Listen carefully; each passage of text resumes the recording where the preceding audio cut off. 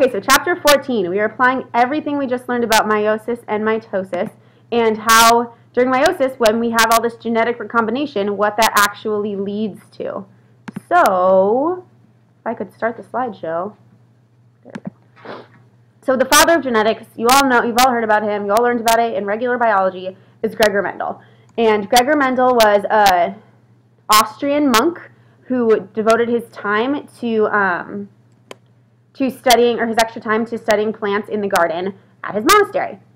And he discovered basically all the foundations of genetics that we still go off of today, just by simply looking at how his plants grew, which is actually really, really cool.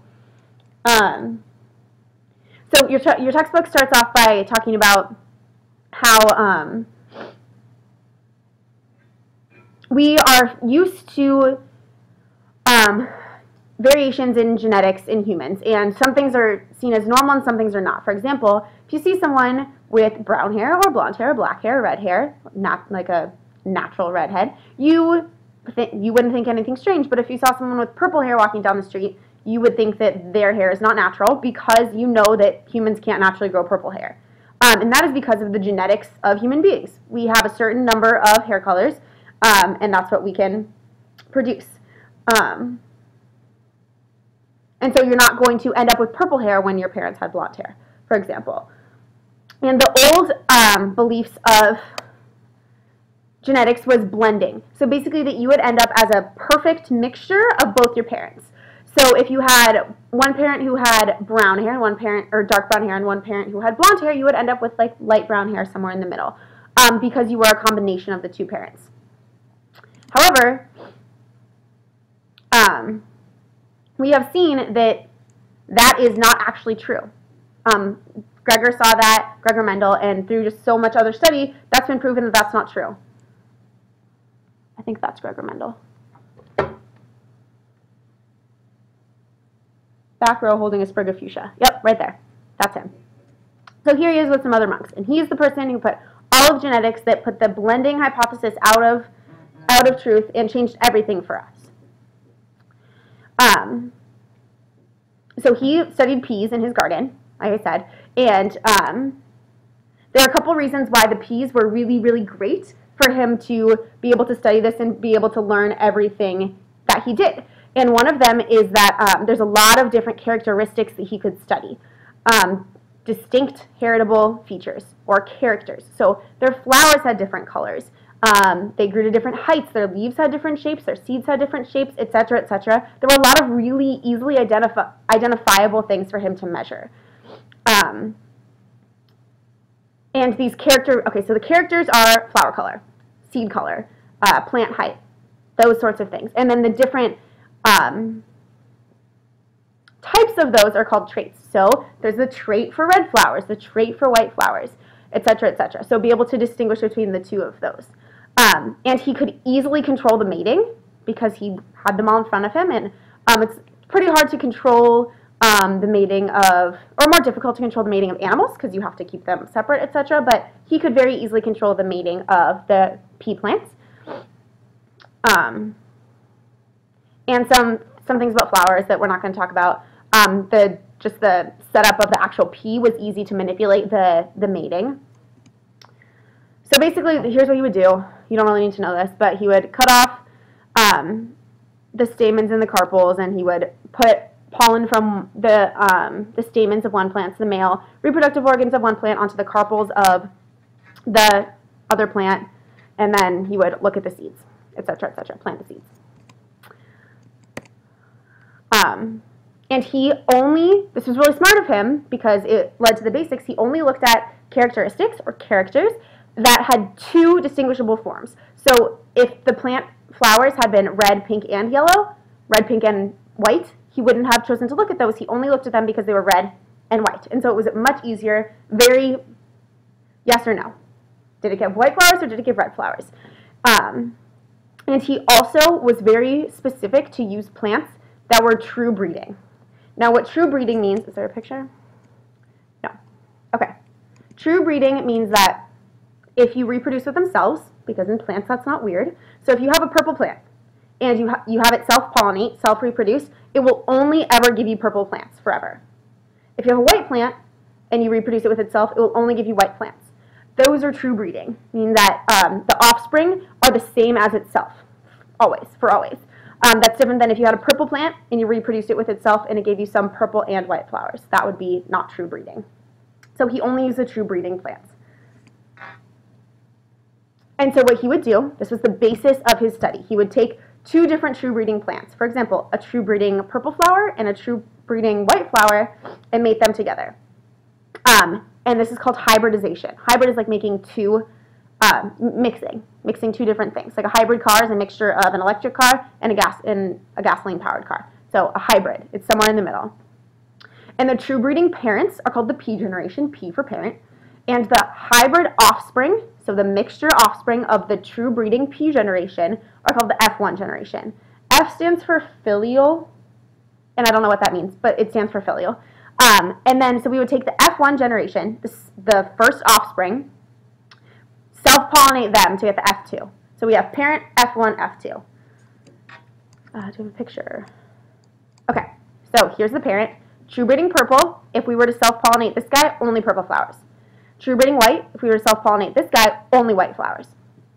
Those are the two P generation plants. We breed them together, we get F1 offspring. Then this F1 offspring, if we self-pollinate them, then we would get the F2 generation, okay? So there's two laws that Mendel came up with that are really important and still govern genetics today. One of them is the law of segregation. And so he saw that when he crossed true breeding white and true breeding purple pea plants, all of the F1 offspring were purple, just like we saw, all of them. But if he crossed the F1 hybrids, self-pollinated, most of them had purple plants, but there were some white plants. It reappeared. Okay? So we thought that the white gene was gone, but it reappears in the second F2 generation. And they always appeared in a ratio of 3 to 1. So here's the F2 generation. So we self-pollinate these purple flowers, and we get 3 purple offspring for every 1 white offspring, about. So 705 purple, 224 white. And Mendel was able to reason that it was the purple flower, or the purple factor, that was affecting flower color. So it was actually whether or not there was a purple parent that was affecting the rest of it. And he called the purple trait dominant trait and the white flower recessive trait. And it's still stuck, that's how we still call it today. And he was able to determine that the white trait wasn't like destroyed by the purple trait. Because if that were the case, we have it up here, it's gone in the F1 generation, but it reappears as normal in the F2 generation. So it wasn't destroyed, it wasn't muddled, it wasn't taken out or gotten rid of. It's still there, it's just hiding in the F1 generation. So obviously the purple trait is doing something to cover up the white trait in the F1 generation. That's why it's dominant. Okay. And he noticed that this didn't just happen in flower colors, it also happened in these 6 other traits that he looked at, because he looked at 7 traits altogether. And so he saw the same ratios and the same thing with the P, F1, and F2 generations in all 6 traits. So he reasoned that there must be a pattern happening here. And he called these 7 different things that he was looking at heritable factors, meaning you could inherit them from your parents, such as how tall you were, the color of your seeds, the color of your flowers, etc., etc. He called them heritable traits, and now we call them genes. So here's the 7 heritable traits. You should be familiar with them. It was flower color, flower position, so are they on the top or on the sides of the plants? Seed color, were they yellow or green? Seed shape, were they round or wrinkled? Pod shape, were they inflated or constricted? So can you see the little pod, the little seedy guys, or can you not? Was the pod color green or yellow? And the stem length, was it tall or short? Tall or dwarf? So those are the 7 heritable characteristics or genes that he looked at. And so he was able to determine that in the F2 generation, he always saw 3 to 1. 3 to 1 of the dominant trait to every 1 of the recessive trait. Every time he did this true breeding with the 2 different characteristics. And so he wrote a hypothesis about that. And he came up with 4 concepts that make up this model. The first one is that alternative forms of genes account for variation in inherited characteristics. So the reason why there's some purple flowers and some white flowers is because there's different genes, and they affect the color of the flower. And for example, there's a gene for flower color, and it exists in 2 forms, in white, and in purple. And now we call these different forms of these genes alleles. So the vocabulary gets really confusing here. Genes are the type of information, so the information for flower color, and the alleles are actually the information that tells it what should be. So we have an allele for purple flowers and an allele for white flowers. And all this information is stored on the chromosomes, because remember, DNA holds all of the information, and so this location on each chromosome is called the locus. That's easy to remember, locus, location. So you should be really familiar with this. So here are two homologous chromosomes, one from mom, one from dad. Okay? The one from mom has an allele for purple flowers, and the one for dad has an allele for white flowers. And so the locus is right here. This is the locus for the flower color gene. So on every single, say this is chromosome 2 for pea plants, on every single chromosome 2 for all pea plants, they're going to find at the bottom right here the gene for flower color, because it's at that location on the chromosomes for all pea plants. And they might be in different forms. For example, you might have an allele for white flowers or an allele for purple flowers, but they're going to be in the same spot. And so for each character, for each gene, an organism inherits two alleles, one from each parent. You knew that. You get a homologous pair from mom and from dad, so you can have two different forms. And the crazy thing is that Mendel didn't know anything about chromosomes when he came up with this, but he was right. And you could have two of the same copies of that allele. Like you could have two alleles for white flowers or two alleles for purple flowers, or you could have different. And that makes you a hybrid. So you could have one white allele, one purple allele, just like the F1 generation did, because they got one purple one from their mom and one white one from their dad. The third rule was that if the two alleles at a locus differ, so if you have a dominant and a recessive, the dominant allele will be what you see. Okay, so obviously the purple was the dominant one, so the F1 hybrids, they got a purple and a white, they were all purple because it was dominant. And the last rule is, or the last condition, is Mendel's first rule, the law of segregation. And you already know about this, whether or not you knew it was called that. The two alleles for a heritable character, so you have two homologous chromosomes, you have a white allele and a purple allele, they separate during gamete formation. You knew that. The homologous chromosomes get pulled apart during anaphase 1 of meiosis. And so we separate the two alleles and end up in different gametes. Okay? So we're segregating them, separating them. And so each sperm or egg cell only gets one copy of each allele, which makes sense. That's just what we talked about in meiosis.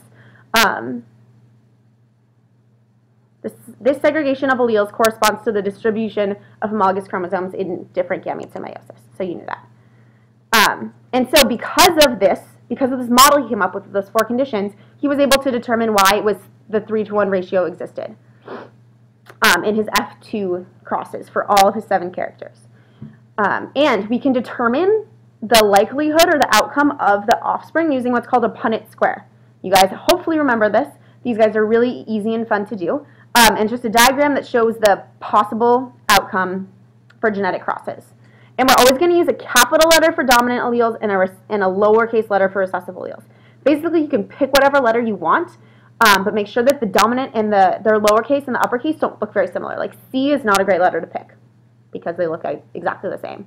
But anyways, so this is how we do a Punnett square. So basically,